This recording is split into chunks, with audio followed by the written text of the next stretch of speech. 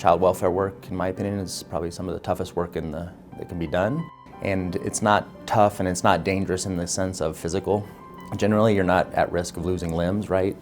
But you're at risk of a lot of emotional trauma yourself. One of the things that's been recognized in child welfare is the importance of our outcomes and the importance of what we do and how we do it and the impact that it can have on children, youth, and families.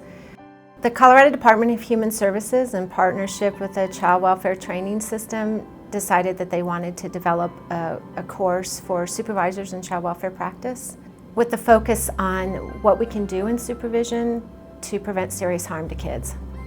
So this curriculum is really based on having a full understanding of how that impacts workers' ability to think critically in situations and still keeping focused on the primary goal, which is the safety of kids.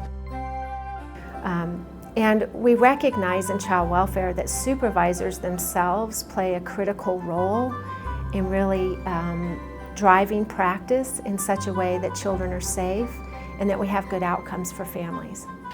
Angela's lens on this was always innovative and just brilliant to start with. She was always focused and still continues to be on how do workers and their supervisors and their colleagues work together, and how are they impacted by this work? So one of the big things in this module that she planned was, how do we work together as a group of child welfare professionals and help each other to get through the difficult work?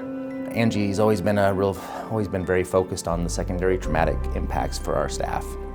And that's partly where this comes from, and she's always been very focused on what is our primary goal, and that's kids' safety.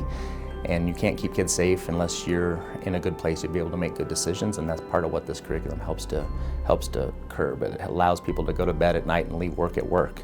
It's a hard thing to do. It sounds easy, but in our work, I think staff and supervisors take that home with them on a regular basis. Well, I hope that that supervisors participating in the course will walk away from the course feeling like they've learned something that they can apply in their daily practice, that what they're applying is going to have a significant impact in how they influence the work with both the caseworker and the family.